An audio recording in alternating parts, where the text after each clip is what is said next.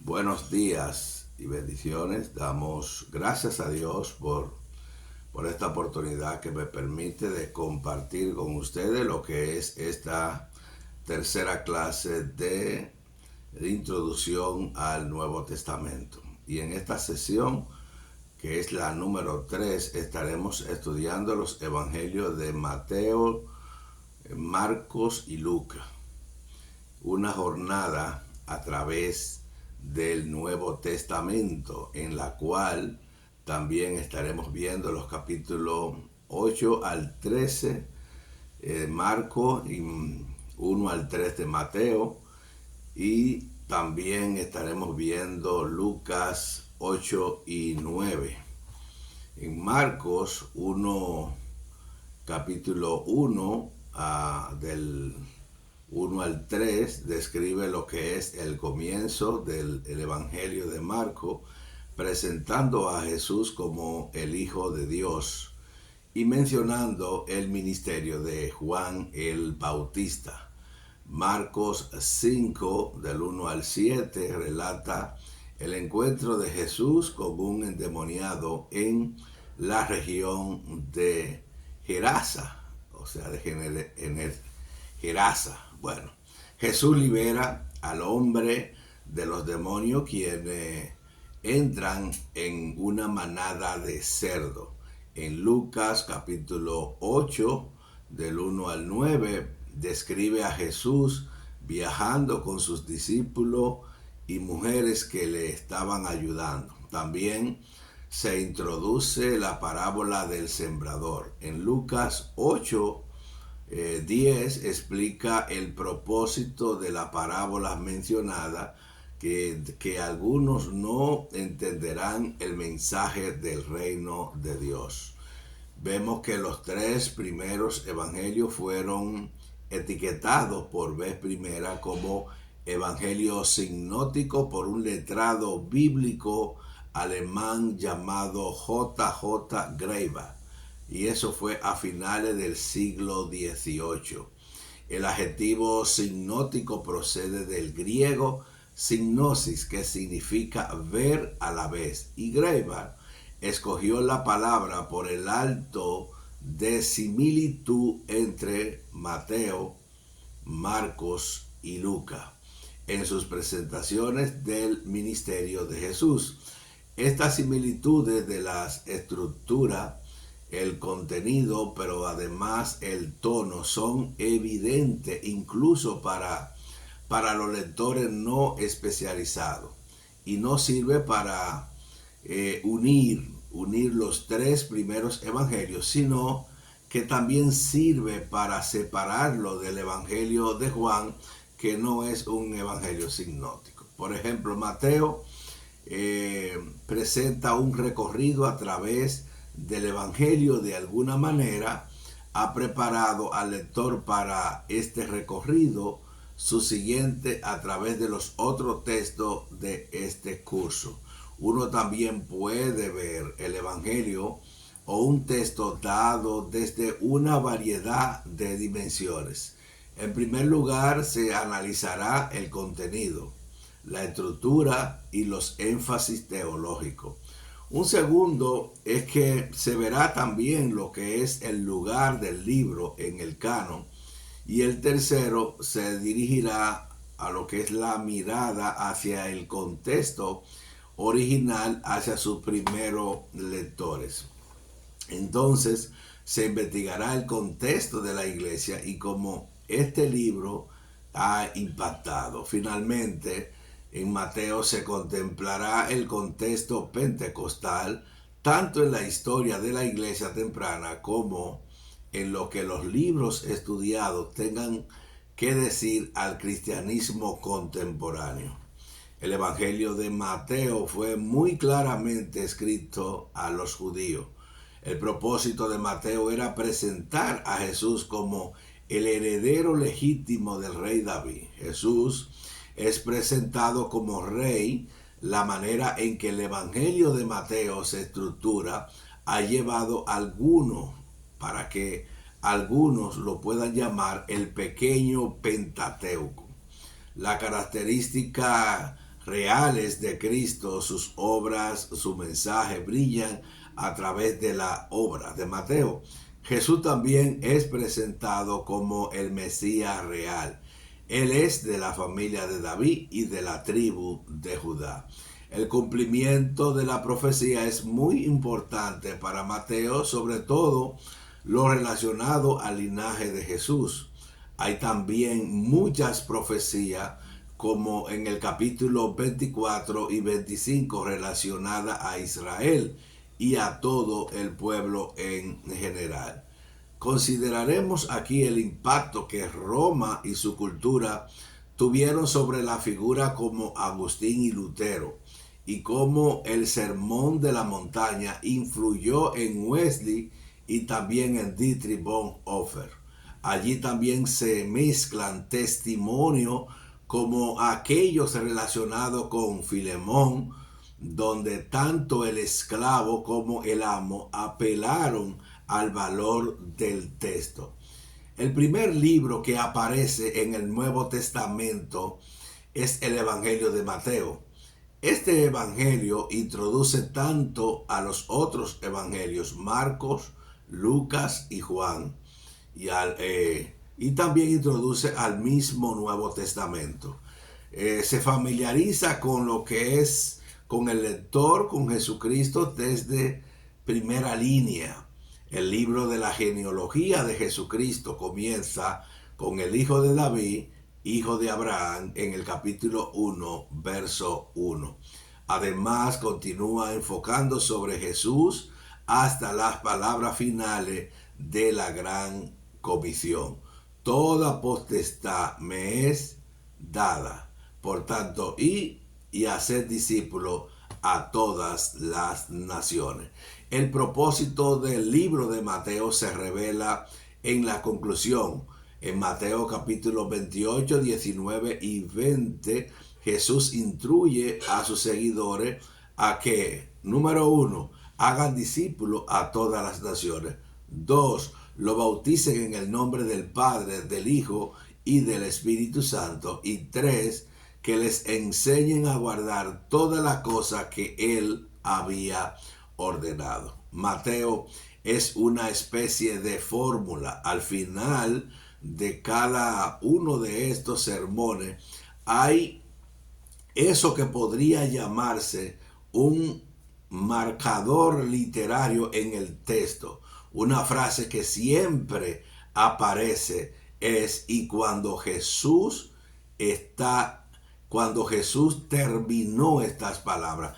Eso aparece en el capítulo 7, verso 28, en el capítulo 11, verso 1, en el capítulo 13, verso 53, en el capítulo 19, verso 1, en el capítulo 26, verso 1. Y en cada caso, esta frase concluye un sermón o un discurso. Una de las mejores maneras de entender la estructura de Mateo es alrededor de estos 5 discursos o sermones y su contenido. Y estas verdades son las que le dicen a los discípulos que enseñen aquello a quienes han de discipular. Los sermones pueden ser descritos y han llegado a ser reconocidos de la siguiente manera. Número 1, el sermón del monte o de la montaña, que comprende desde el capítulo 5 hasta el capítulo 7. Número 2, el discurso misionero, que aparece en Mateo capítulo 10. Número 3, la parábola del reino, aparece en Mateo capítulo 13. Número 4, las disciplinas dentro de la iglesia, aparece en Mateo capítulo 18. Y número 5, el discurso escatológico, que aparece en Mateo capítulo 24 y 25. A partir de este principio, el evangelio puede ser dividido de la manera siguiente. Número 1, los capítulos del 1 al 4, aquí se enfoca a Jesús como el Mesías.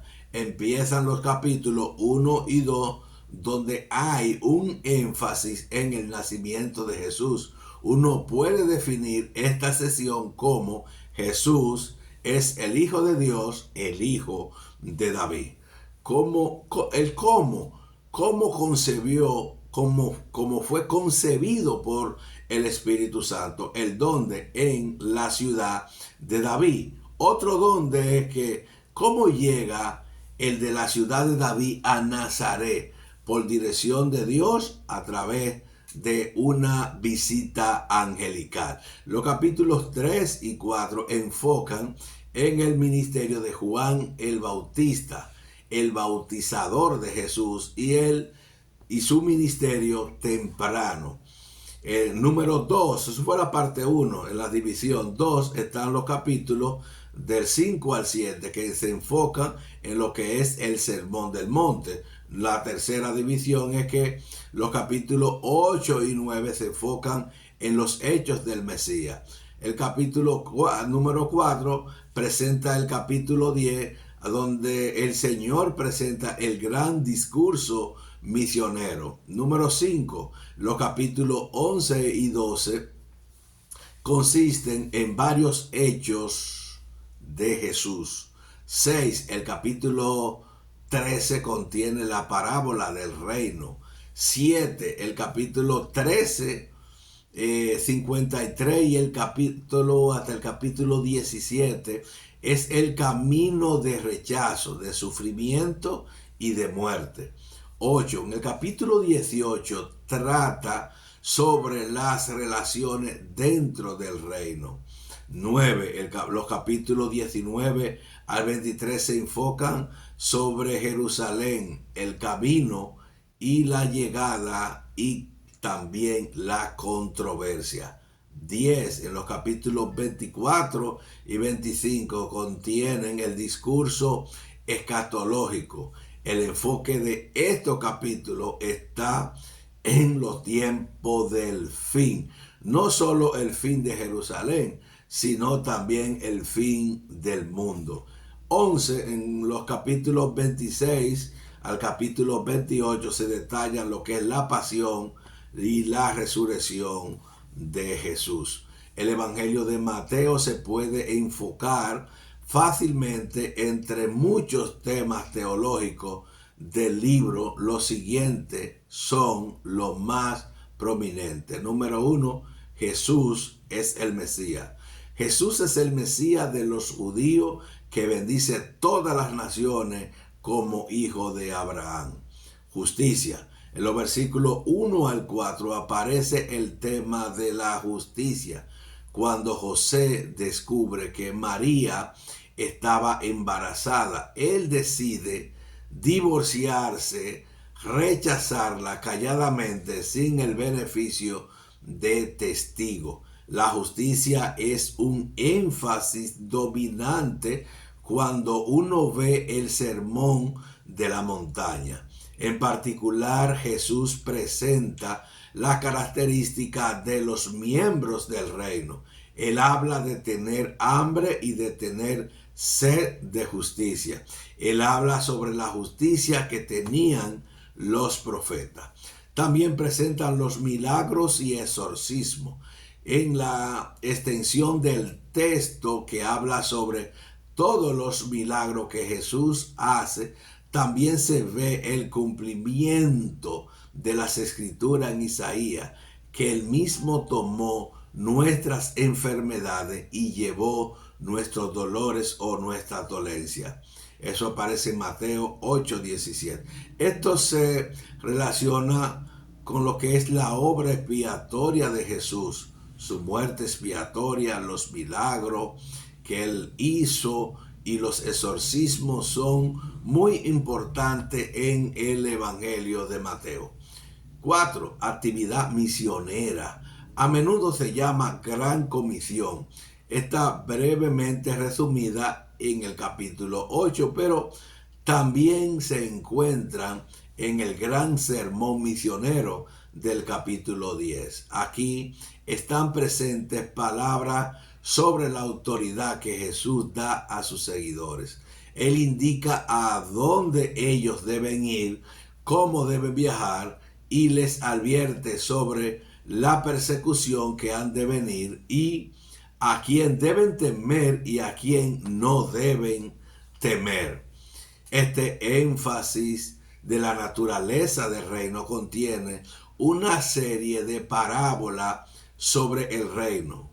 Las parábolas tienen como propósito tanto ocultar como revelar. Jesús explica ciertas palabras y el significado sobre el reino que la misma encierra. Hay parábolas sobre el sembrador, el trigo y la cizaña, la semilla de mostaza, la levadura y tres parábolas acerca del fin. Mateo habla también sobre los tesoros viejos y nuevos que son sacados de la bodega por los escribas. El punto 6 habla de la disciplina. La disciplina es el sexto énfasis teológico que involucra a esta disciplina. Es interesante que la palabra discípulo y la palabra disciplina vienen de la misma raíz. La mayoría de las personas están interesadas en el discipulado, pero no en la disciplina. En el Evangelio de Mateo hay un énfasis fuerte en la presencia del pecado en la iglesia y cómo ha de ser tratado. Por eso podemos ver el capítulo 18, donde nos presenta que si un hermano ha ofendido a otro, y cuando tú vayas al altar y te recuerdas que un hermano te ha ofendido, deja la ofrenda ahí, ve donde tu hermano y entonces habla con tu hermano. Y si tu hermano no te escucha, entonces si te escucha, gana de un hermano, pero si no te escucha, ve y busca 2 o 3 testigos. Si no escucha a los testigos, entonces díselo a la iglesia y téngalo por étnico, publicano o gentil. El séptimo es la escatología. Mateo contiene una buena cantidad de material dedicado al fin del tiempo, pero también al regreso de nuestro Señor. Esta enseñanza concentrada en los capítulos 24 y 25 incluye predicciones sobre las condiciones del fin de los tiempos. También presenta lo que es la advertencia sobre el inminente retorno de nuestro Señor Jesús. Advertencia también sobre la importancia de nosotros estar preparados para el retorno de Jesús y consejos sobre cómo nosotros vivir. También la recompensa a lo largo del Evangelio, el tema de la recompensa enfatiza el cómo se ha de venir y se enfoca el tema de los premios y los castigos. Unos serán premiados por seguir el camino del Señor, pero otros castigados si permanece con aquello que no lo hace. Podemos observar lo que dice el teólogo alemán Dietrich Bonhoeffer. También podría mencionarse como un ejemplo del poder del sermón de la montaña en su vida. Se constituyó en la base de un libro que él le puso por nombre El costo del discipulado. Bonhoeffer fue un pastor alemán que estaba seguro en Inglaterra durante la Segunda Guerra Mundial, pero Bonhoeffer sintió un poderoso llamado para regresar a Alemania. Él dijo que no podría ayudar en la reconstrucción de Alemania si no estaba allí durante el tiempo de la más grande necesidad.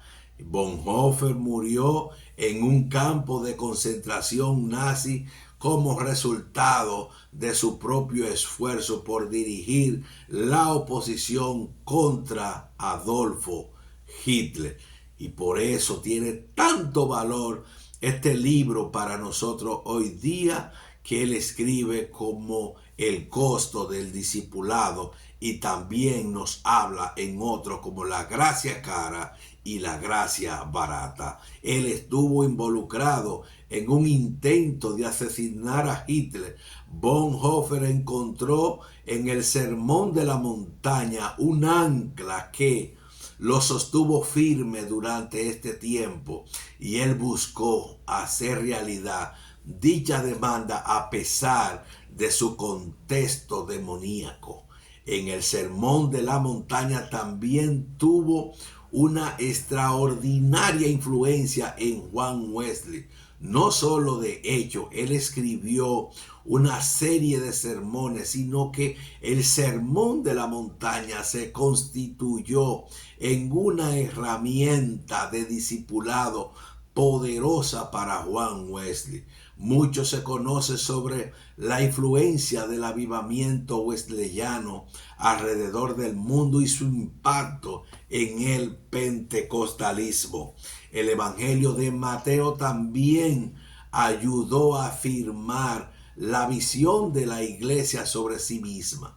Mateo también contiene un énfasis en la santidad y la santificación que ayuda a la iglesia a definir sus propias visiones de la santidad. Incluso los diezmos se mencionan en el Evangelio de Mateo y se puede encontrar registro de esto en los primeros números del Evangelio. Resulta entonces innecesario decir que el regreso de Jesús fue uno de los temas principales emergidos en este Evangelio y la necesidad de estar preparado para el destino interno, el destino eterno. El Evangelio quíntuple, una de las cosas notables sobre el Evangelio de Mateo es la forma en que conecta el Evangelio quíntuple. Es este el corazón de la teología pentecostal. El Evangelio quíntuple es: Jesús es Salvador, Jesús es santificador, Jesús es bautizador con el Espíritu, Jesús es el sanador y Jesús es el Rey que viene. Ahora, estos énfasis sin el costo, o mejor dicho, sin el corazón de la proclamación pentecostal temprana, y uno pueda encontrar evidencia de estos 5 elementos en las primeras predicaciones, en las reuniones de los campamentos y también en las asambleas. Cada uno de estos elementos: salvación, santificación, sanidad, investimiento del Espíritu, el retorno de Jesús, reciben la atención en estos documentos tempranos.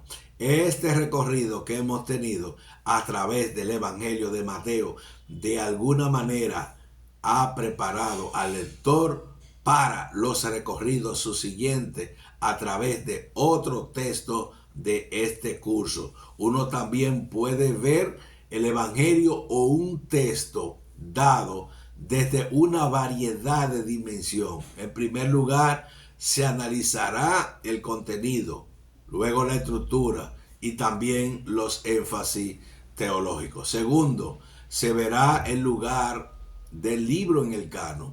El tercer lugar, se dirigirá la mirada hacia lo que es el contexto original, hacia los primeros lectores. Entonces, se investigará el contexto de la iglesia y cómo este libro le ha impactado. Finalmente, se contemplará el contexto pentecostal, que ya lo vimos todo eso, tanto en la historia de la iglesia temprana como en lo que el libro ha estudiado y tenga que decir al cristianismo contemporáneo. De esa manera, después de ver ese resumen que hicimos de Mateo, entonces entramos al Evangelio de Marcos. Y Marcos probablemente fue el primer evangelio en ser escrito seguido por Mateo. Marcos es el más corto de los evangelios y es el único en que los movimientos a lo largo de las obras, que son muy rápidos,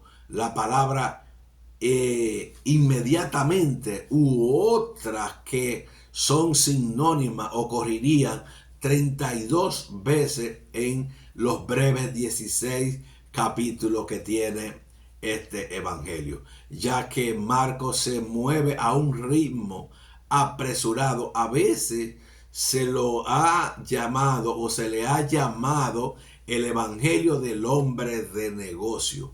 Este es un despegue hacia el esfuerzo o la comida rápida típica del hombre que tiene otra cita para cumplir. El evangelio de Marcos es similar, no hay exceso, sino solo hechos que hacen que la historia de Cristo avance rápidamente. El propósito que vemos en el Evangelio de Marcos es mostrar a Jesús como hacedor de milagros. Muchos de ellos están comprimidos en este breve Evangelio. Jesús es pintado en su poder. El libro se escribió específicamente para la mentalidad romana, mientras que Mateo fue escrito para la mentalidad judía. Si Mateo presenta a Jesús como rey, Marco está interesado en retratar a Jesús como un hacedor de milagros. La mentalidad romana estaba obsesionada con el poder, ya que el ciudadano romano medio veía lo que era la máquina militar romana como el avance grande y poder en el mundo. Jesucristo en el Evangelio de Marcos es presentado como poder, el poder de Dios actuando en sanidad sobre los elementos y de la naturaleza, y por supuesto el poder de Dios en la redención.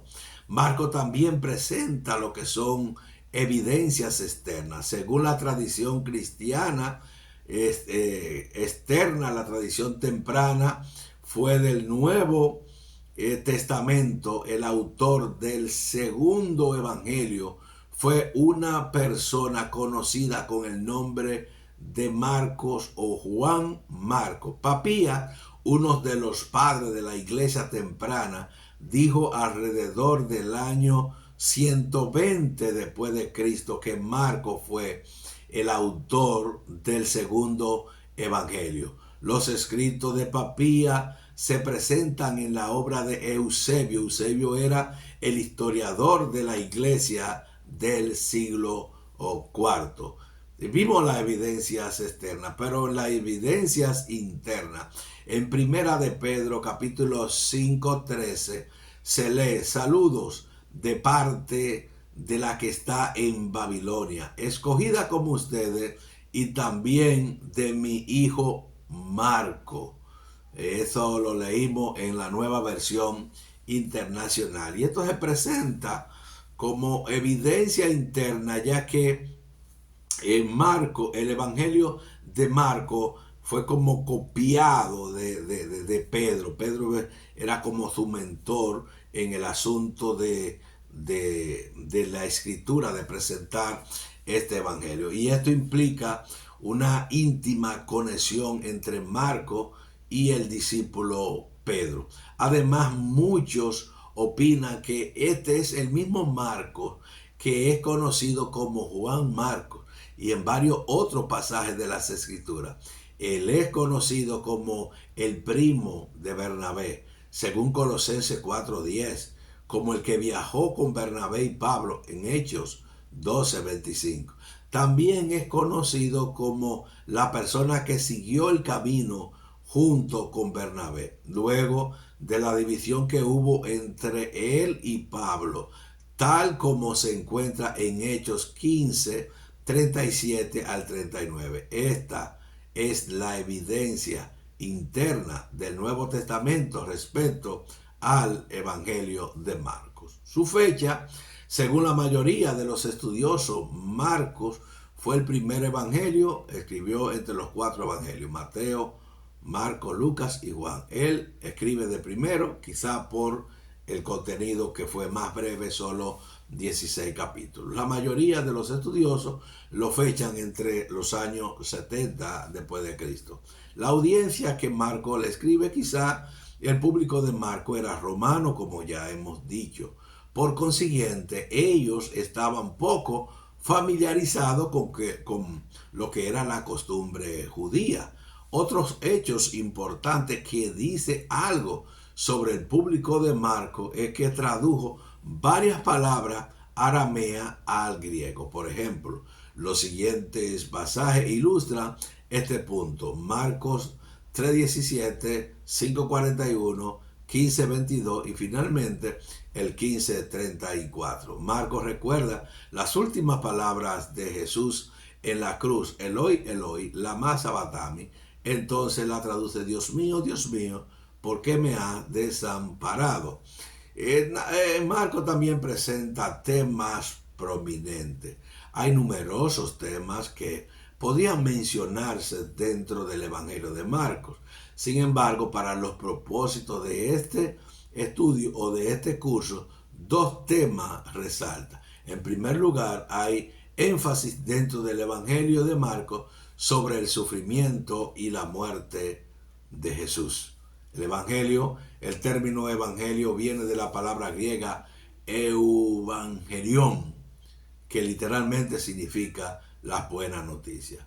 En alguna forma, Marcos 1:1 puede ser considerado como el título al Evangelio de Marcos. Comienzo del Evangelio de Jesucristo. Ahí él lo dice, Evangelio de Jesucristo, el Hijo de Dios. Esto estoy leyendo en NBI.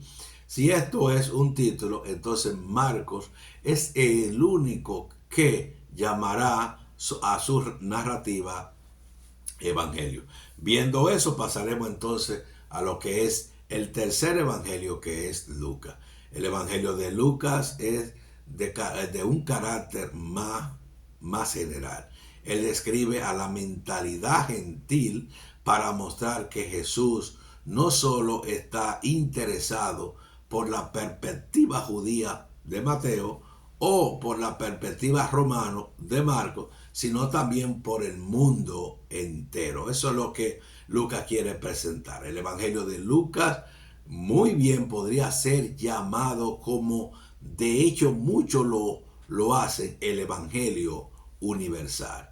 Para señalar esta universalidad, el escritor hace énfasis a aquellos que son privados de sus derechos, que no tienen voz en la sociedad.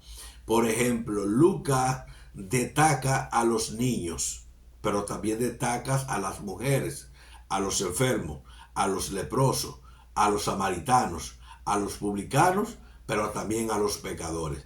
Todos los despreciados por los judíos. Alabado sea el nombre del Señor. Lucas es el tipo de evangelio que mete la mano profundamente en el corazón de todos, fundamentalmente en aquellos, aleluya, en aquello que para otra percepción cultural son ignorados o algunos omitidos.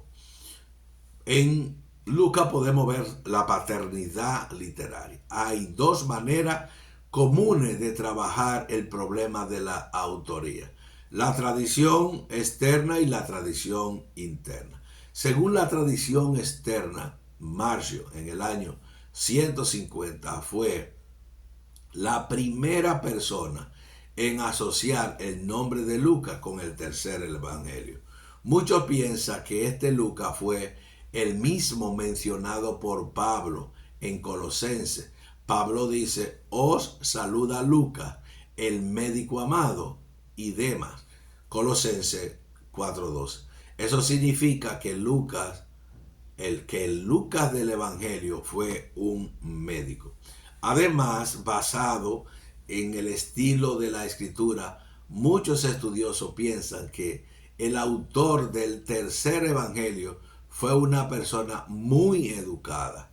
Esta idea se ve claramente establecida en los primeros 4 versos del Evangelio, puesto que ya muchos han tratado de poner en orden la historia de las cosas que entre nosotros han sido ciertísimas, tal como nos las enseñaron, lo que desde el principio lo vieron con sus ojos y fueron ministros de la palabra. Me ha parecido también a mí, después de haber investigado, eso fue lo que hizo él, después de haber investigado con diligencia todas las cosas desde su origen, escribírtela por orden, oh excelentísimo Teófilo, para que conozca bien la verdad de las cosas en las cuales han sido instruidas. Estos textos se encuentran en Lucas 1, del 1 al 4. Ahora, él está escribiendo al parecer a Teófilo, como él lo dice ahí. Teófilo fue ciertamente una persona de elevada posición a la luz del trato que le da Lucas. Excelentísimo Teófilo lo llama Lucas. El nombre Teófilo literalmente significa amante de Dios, o también podría significar amigo de Dios. Así su nombre posiblemente sugiere que Teófilo sea un simpatizante de Dios y de Cristo, o ya un cristiano. La mayoría de los estudiosos concluyen que una fecha probable para el libro de Lucas está entre los años 70 al 85. Los temas principales que presenta Lucas en sus evangelios son: 1. Un evangelio de testimonio. El evangelio de Lucas está íntimamente unido a lo que es el quinto libro en el Nuevo Testamento. El libro de Hechos es un libro que literalmente late con la misión testificadora de la iglesia. Posiblemente el mismo autor escribió ambos libros. El Evangelio de Lucas, el lector finalmente nota los tiempos y los lugares donde Jesús está preparando a sus seguidores para su misión y para dar sus testimonios. Número 2, el papel del Espíritu Santo. Este es el segundo tema principal y corre a lo largo del Evangelio de Lucas, y es él en muchas formas distintas de este Evangelio, es el énfasis en el Espíritu Santo. El papel del Espíritu Santo es más pronunciado en el Evangelio de Lucas que en el Evangelio de Mateo y de Marcos. El propósito de Lucas se describe en el capítulo 4 como uno que estaba lleno del Espíritu Santo. Así que él también era llevado por el Espíritu Santo. Número 3, la preocupación de Jesús por los marginados. Este es un tercer y final tema a ser mencionado en el Evangelio de Lucas, que es la compasión, la preocupación de Jesús por los marginados, un concepto que relata particularmente este evangelio. En el sermón de apertura de su ministerio en su sinagoga del barrio, Jesús leyó en el profeta Isaías, que dice: el Espíritu del Señor está sobre mí, por cuanto me ha ungido para dar buenas nuevas a los pobres, me ha enviado para sanar a los quebrantados de corazón, pero también para pregonar libertad a los cautivos y vista a los ciegos, también a poner libertad a los oprimidos y a predicar el año agradable del Señor. Eso está en Lucas capítulo 18 y verso 19. Estas palabras solo ocurren en Lucas. En conclusión, el Evangelio de Lucas, la venida de Jesús, tiene implicaciones universales. Es una historia universal a través de personas humildes con la Virgen María y los humildes siervos del pueblo de Israel. También en esta conclusión podemos dar a modo de resumen que en Mateo capítulo 28, versos 19 y 20, Jesús instruye a sus seguidores a que, uno, hagan discípulos a todas las naciones. Dos, los bauticen en el nombre del Padre, del Hijo y del Espíritu Santo. Tres, que les enseñen a guardar todas las cosas que yo he ordenado. Alabado sea el nombre del Señor. La estructura de Mateo es alrededor de cuatro discursos o sermones y contenido. Mateo usa una especie de fórmula al final de cada uno de los sermones. Hay eso que podría llamarse un marcador literario del texto, una frase que siempre aparece, y cuando terminó Jesús esta palabra. Marcio fue la primera persona en asociar el nombre de Lucas en el tercer evangelio. Los 7 grandes temas teológicos de Mateo, aunque el libro menciona 8 de acuerdo con el libro Una Jornada del Nuevo Testamento, son: 1. Jesús es el Mesías. 2. La justicia. 3. Milagros y exorcismo. 4. Actividad misionera. 5. Naturaleza del reino. 6. Disciplina. 7. Escatología. Y 8. Recompensa. Las parábolas tienen como propósito único el ocultar, cómo revelar. Jesús explica cierta palabra y significado sobre el reino que la misma encierra. Una de las cosas notables sobre el Evangelio de Mateo es la forma en que se conecta con el Evangelio quíntuple, y este es el corazón de la teología pentecostal. 8. El Evangelio quíntuple es: Jesús es Salvador, Jesús es santificador, Jesús es bautizador con el Espíritu, Jesús es sanador y Jesús es el Rey que viene. 9. El Evangelio de Marco no podría llamarse un evangelio del gozo cristiano, porque es un evangelio de sufrimiento. 10. El público de Marco es romano, por consiguiente, ellos estaban poco familiarizados con la costumbre judía, o sea, romano.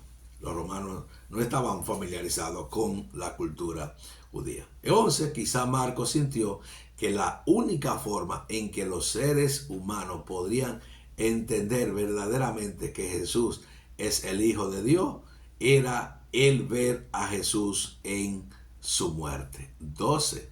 El reino de Dios es algo que Dios da, no es algo que los humanos pueden construir. 13. El papel del Espíritu Santo no es más pronunciado en el Evangelio de Marcos que en Mateo o Lucas. 14. De acuerdo con el libro Una Jornada a través del Nuevo Testamento, el Evangelio de Lucas también puede llamarse el Evangelio del Testimonio. Dios le bendiga. Es todo por hoy. Bendiciones, y espero que esta lección de hoy, hablando en resumen de los evangelios Mateo, Marcos y Lucas, les sea de bendición para todos. Bendiciones y shalom.